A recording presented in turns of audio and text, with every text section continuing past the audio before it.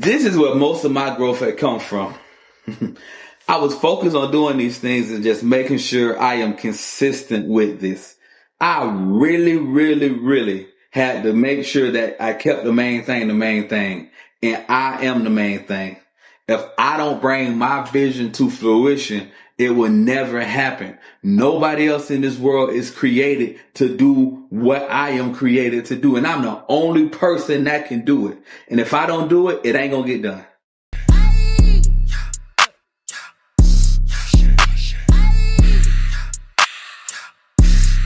Welcome back to another episode of Moffitt Talk Mondays. I am your host, Nefi Moffitt. And hey, look, I'm getting right into it tonight. Understanding my destiny.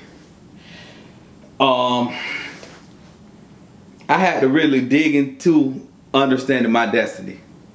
And my destiny is to spread and expand the kingdom of heaven by freeing the people from the mental bondage of in the box thinking and help people live on their own terms.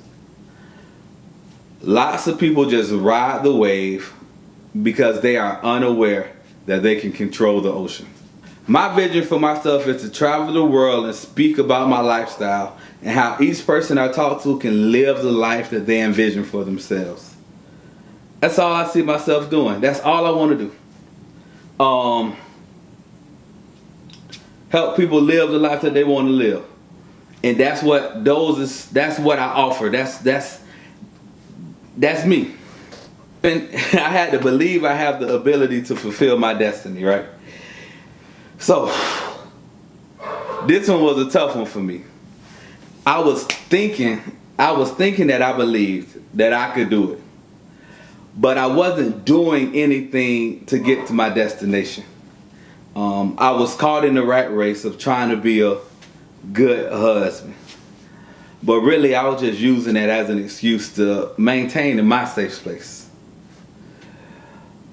Until I started taking chances, writing a book, publishing a book, moving away from my family, taking a job in a leadership position, I really wasn't acting like I was believing what I was saying. And those actions moving into that space put me in a very uncomfortable, vulnerable place. But I know that place was necessary for my destiny. And I often talk about the 9 principles that I live by life, but this is the principles in which I live by life and how they apply to my life. I live by principles to get what I want. The first principle I live by is what I think grows. I started to think about the things in which I wanted. Why? Because when I think about it, it grows.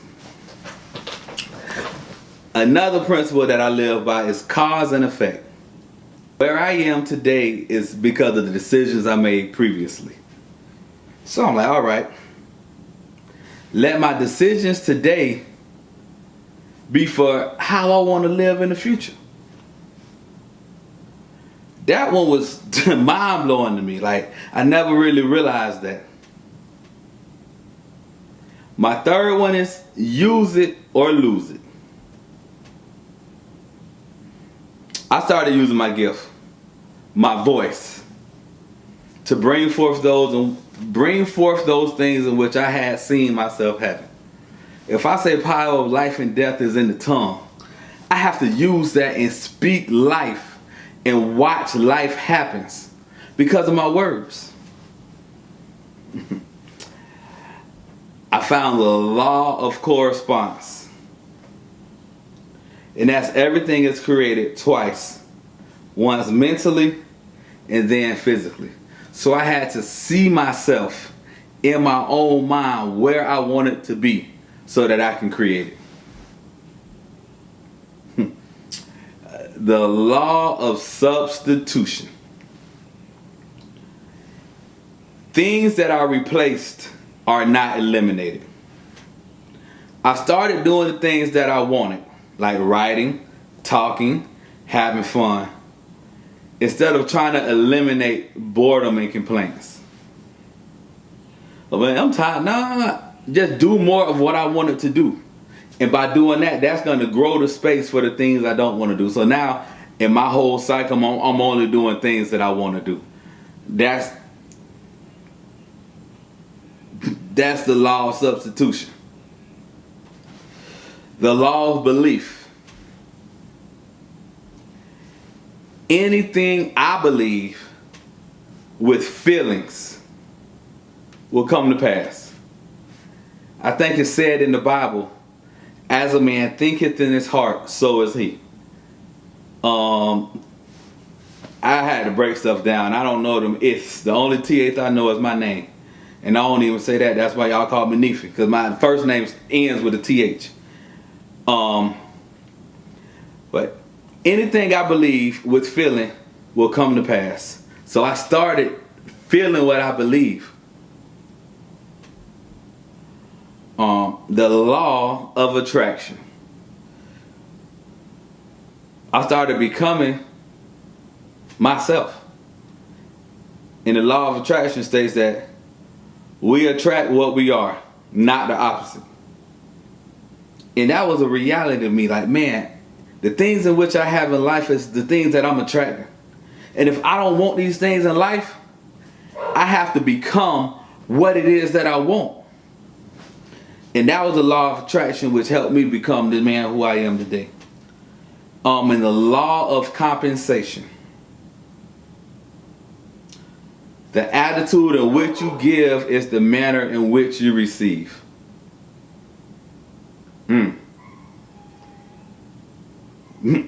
All I can think about, like, here is my seed. If I sow sparingly, I will reap sparingly. If I sow bountifully, I'll reap a bountiful harvest. Pressed down, shaking together, running. All right, y'all. I got kicked out the choir. I had to join the usher board because my voice, it was horrible. But I like singing though.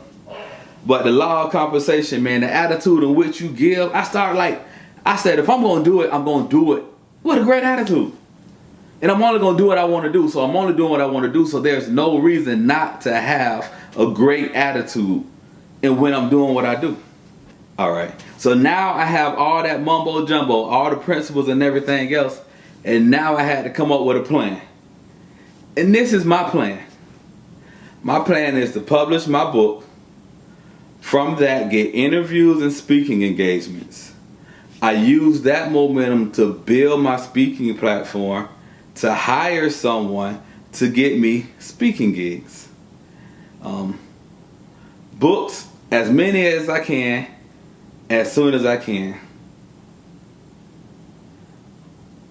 I also want to talk about the book and anything inside the book.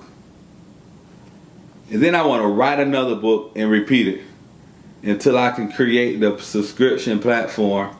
Like, now I wrote enough books and I created my audience long enough so that I can get a subscription platform, because I'm going to just tell y'all, my plan is to make $300K a month. So I just gave my plan to make $300K a month. I realized that 3.6 million is enough for me until I get 3.6 million. And then I want to turn that 3.6 into 36 million. And then that 36 into 360 million. I'll probably stop right there. I ain't never really discussed this, but I think 360 million, it would be enough for me to say, hey, I got enough and I'll stop. I have enough to enhance the generational excellence. I don't need enough. I don't need all that. I just need about 360 million so that I can set up everybody and to fund the vision that I have in my head for my family and the trajectory of my family. I just need 360 million. That's it. But that's the plan. That's the next step. All right. So how did I end up doing this, y'all? This a little, y'all. I'm finna get real sensitive now. Here, I don't care. First step to doing what I want to do is having the right people around me. Then I had to ask myself, who is around you? I had to call my dogs. I called my dogs the other day. Not the other day, I lied. When I wrote this, I called them and told them. I gave them their flowers. I might have just took a picture of them and let it read it. But I say, man, I ain't gonna lie.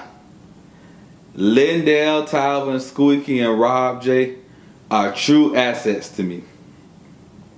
Lee T is the ultimate go-getter.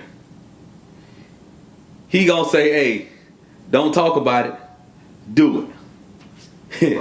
Quick story about Lenny. I'm like, man, shoot, I want to get me a truck. He say, hey, what you talking about it for? That was a Monday night on Real Garage Talk. I'll never forget it. That next week I was late. And I ain't tell them why I was late. So they mad at me. Man, if you ain't taking this serious, man, how you gonna... I'm talking about they fussed me out. And then I gave them the keys. Oh, but congratulations on your truck, man. I thought you were just... No, dog, you told me don't talk about it. Let's get it. So, hey, in order for me to get a truck, I got to go to the truck place to get a truck. And I went to the truck place to get a truck. And I got me a truck. Like, I had to believe it. Like, I really had to put it in. But Lee and T said, man, what you talking to me for? Just do it. Talvin is a strategist. He gonna take the long road to get it, but he gonna get it done. And this is the good and the bad about him. Like, if Talvin, like, we could be fishing, and Talvin, a whole set of all the time lines get tied up, however it go. Talvin will sit here and take his time and untie all these knots, and be focused on it and do it. And before you know it, it's gonna come through every time. And that's how we do in life too. Like, it's more efficient ways to do what he's doing, but that's his way of doing it. And I learned from him in the strategy in which he do it. Hey, Squeak is a reminder that I can't sell myself short of nothing. Squeak is the most hood rich person I know. Squeak ain't gonna pay for nothing he can do himself. Like, Squeak was like, man, I'm gonna put a wall right here and build me a kennel and have me a storage right here. I'm like, in my mind, I'm just thinking, all right, yeah, you know what I mean? People be talking. Man, Squeak done lined the wall, tiled the floor. He done put air conditioner in. He got the double splitter. He got air conditioning in his garage for the dog kennel with a TV on the wall. Like, man, this is amazing. If y'all watch my other YouTube video, and I put it on my other YouTube video with the dogs, I show you the one we're doing the ultrasound of Stormy. Like, man, we was sitting in the garage and he talking and doing boom, he built it. Like, Squeak is a reminder of me not to get lazy. And Rob J is hustle man. And is a reminder to keep talking my talk because it's working. I was talking to Rob J last week and I was like, bro, I gotta keep talking. He was like, yeah, bro. Everything you living right now, we done had this conversation before. So yeah, I done heard it before you do it, bro. You gotta keep talking. Like, if you just go back 5 years, 10 years, you living on the thing, you living the life that you said you wanted to live back then right now. I say, shoot, I be forgetting that stuff. I be so caught up in the moment. So I got people to remind me, and I got a great set of people around me. And then I have persistence. Persistence is the firm or obstinate continuance of a course of action in spite of the difficulty or opposition. This has showed me that I must continue pushing and let no idea in me die. Whether it's Real Garage Talk, my podcast, my books, my ideas on life, and relationships, I must match the same energy in my desires. Not just in the beginning when things are easy. This is where most of my growth had come from. I was focused on doing these things and just making sure I am consistent with this. I really, really, really had to make sure that I kept the main thing. And I am the main thing. If I don't bring my vision to fruition It will never happen. Nobody else in this world is created to do what I am created to do. And I'm the only person that can do it. And if I don't do it, it ain't gonna get done.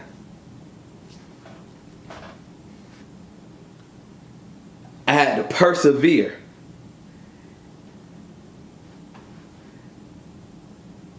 The race is not given to the swift nor to the strong, but to he that endures to the end. I promise you this. I'm swift and I'm strong, but I'm building my endurance. And in perseverance is the key. The next thing I have is you reap what you sow. If you faint not and don't quit. So if I know I know without a shadow of a doubt, I'm sowing good seeds. And I'm sowing good seeds with great intentions and pure intentions. Right? Remember the law of compensation. You get back what you give, but based on the attitude that you give it. So that perseverance allows me to be who I am today and live in my purpose.